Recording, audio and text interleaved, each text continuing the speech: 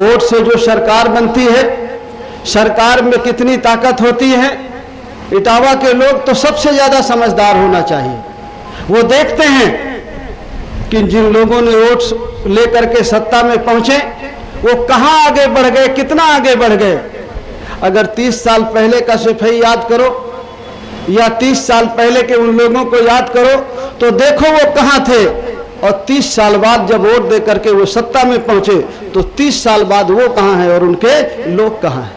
इटावा के लोगों को तो इसका अनुभव अच्छी तरह होना चाहिए।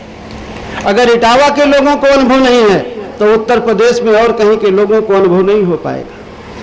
मैं ये जानता हूं कि जिन लोगों को आपने वोट दे करके सत्ता में भेजा, आपकी जमीनों में उन लोगों ने कब्जा किया, आपके मकानों पर उन लोगों ने कब्जा किया, हमारे बहन बेटी की इज्जत लूटी, गुंडागर्दी की, हमारे बच्चों को उन लोगों ने मारा। क्योंकि वो सत्ता में थे, पुलिस उनके इशारे में थी, सरकारी अधिकारी उनके कहने पे थे, तो हम रो करके कुड़ करके खून के आंसू पी करके हम घर में रह गए। लेकिन ये सोचना है आप, क्या ये खून के आंसू, ये उत्पीड़न, ये जास्ती, क्या हम इसी तरह सहते रहेंगे? अगर हमें इसी तरह सहना है और सहने की हमारी आदत पड़ गई है तो जो जुल्म जास्ती करता है उसका कोई दोष नहीं है।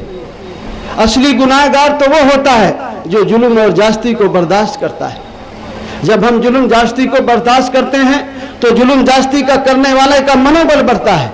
वो जानता है कि ये बर्दाश्त करते हैं, और जिस दिन वो ये जान जाता है कि ये बर्दाश्त नहीं करेंगे उस दिन वो जुल्म जास्ती करना बंद कर देता है। अगर हमें कोई गाली देता है, अगर हमें कोई गाली देता है, हम कुछ न बोलें, अगर हम उससे कह दें कि भाई हम ये तेरी गाली नहीं लेते हैं, तो वो गाली कहाँ गई? उसी के पास लौट गई। लेकिन ये कहने की हिम्मत तो हो, और ये हिम्मत तब आएगी जब आप अपने वोट का सही इस्तेमाल करना सीखेंगे। जब तक आप अपने वोट का सही इस्तेमाल करना नहीं सीखेंगे तो इन 74 सालों में गुलामी की जंजीरें नहीं कटी हैं, और आने वाले कितने 74 साल आ जाएंगे वो गुलामी की जंजीरें नहीं टूटेंगी। मैं जब इटावा के बारे में या इस एरिया के बारे में आज से 30 साल 40 साल पहले की जो सयाने लोग हैं, बुजुर्ग लोग हैं, जब मैं सुनता हूं तो मुझे लोग बताते थे कि वो और हम बराबर के थे। अगर वो कभी हमें 2 हाथ मारते थे तो कहीं हम उनको 4 हाथ मारते थे। जब वो 4 मारते थे तो हम 8 मारते थे, जब वो 8 मारते थे तो हम 10 मारते थे। भिंड का इलाका है, चंबल का इलाका है, हम कभी नहीं दबे हैं। दबे हम कम जब वो राजनीति में हावी हो गए, जब उनके नेता हो गए, MP MLA बनने लगे, मुख्यमंत्री बनने लगे, तो हम हाशिए में आ गए। हमारा कोई सुनने वाला नहीं रहा। जो सयाने लोग हैं यही सही है इटावा में कि और कोई दूसरी बात?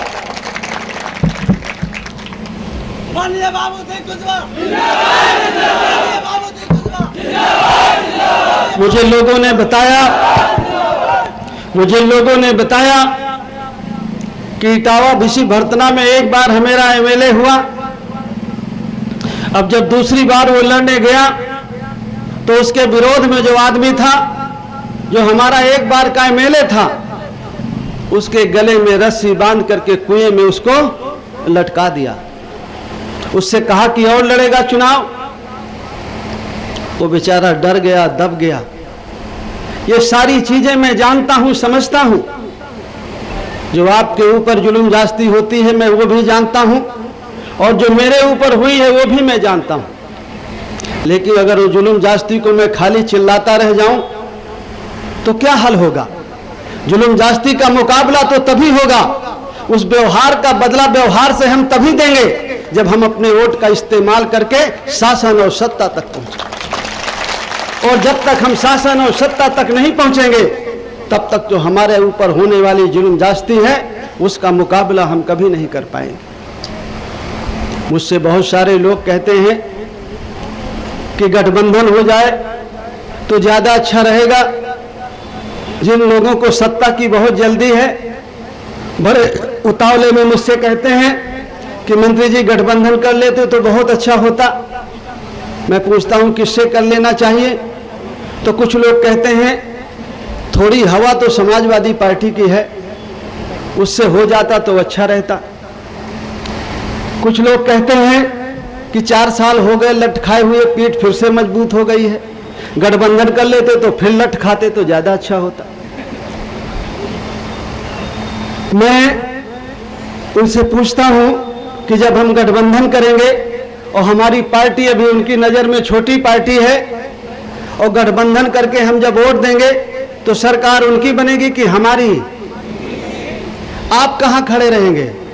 जब आपकी जमीन में कब्जा होगा, जब आपके मकान में कब्जा होगा, जब आपको रातों रात आपके खेत से रोड निकाल दी जाएगी और आप रोते रह जाएंगे, उस समय कौन सुनेगा आपकी? तो कुछ लोग कहते हैं आप भी तो रहेंगे, आप रहेंगे तो आपसे बताएंगे। तो मैं तो रहूंगा, लेकिन जरा सोच के बताओ कि उनका आदमी मुझसे नीचे रहेगा कि ऊपर रहेगा? तो उनकी सुनी जाएगी कि मेरी सुनी जाएगी? तो बताओ फिर कि करना चाहिए कि नहीं करना चाहिए? ये सारी चीजें, ये सारी बातें बंद कमरे की है, लेकिन ये बातें मुझे खुल करके इसलिए कहनी पड़ती है कि जो बैकवर्ड क्लास का लोग है, पिछड़ा लोग है, वो गुमराह बहुत जल्दी होता है। और खास करके जो मेरी बिरादरी है, उसके तो नाक में गुस्सा है कि मंत्री जी ने हमें तो बताया नहीं। तो ये बताना बहुत जरूरी है। नहीं, ये बात बंद कमरे की है। मैं कहता हूं, इसके बाद भी मैं कहता हूं कि भारतीय जनता पार्टी ने हिंदुत्व के नाम पर हमारे बच्चों का रिजर्वेशन खत्म किया, हमारे बच्चों की नौकरी छीनी, पढ़ाई लिखाई छीना, हमारी बेटियों के साथ जुल्म जास्ती हो रही है, हमारी कहीं सुनाई नहीं हो रही है। हम चाहते हैं कि भारतीय जनता पार्टी को हम सत्ता से हटाएं, कोई ऐसा आदमी हमारे साथ आए जिसको हम अपनी मदद दें और उसकी मदद हम लें। लेकिन वो कहते हैं कि वोट हमें चाहिए आपका। समाजवादी पार्टी के कुछ लोग जो आते हैं वो कहते हैं, जो चाहते हैं कि काशी का वोट तो मिल जाए, पाल का वोट मिल जाए, कश्यप का वोट मिल जाए, निषाद का वोट मिल जाए, लोधी का वोट मिल जाए, मुसलमान का वोट मिल जाए, हिस्सा ना देना पड़े। मैं कहता हूं कि भाई अगर वोट लेना है तो बात हिस्से की करो। तो कहते हैं आपको मंत्री बना देंगे, आपको राज्यसभा में भी भेज देंगे, और एक आध लोग आपके मंत्री बना देंगे, हिस्से की बात क्यों करते हैं? तो मैं आपको ये बताता हूं कि मंत्री तो अभी भी हैं, उप मुख्यमंत्री हैं, मंत्री भी हैं, कुछ मिल रहा है क्या? मैं उनसे कहता हूं कि भाई मंत्री मुख्यमंत्री की बात तो बाद में करो, MP MLA की बात तो बाद में करो, पहले ये बात करो कि हिस्सा दोगे कि नहीं दोगे।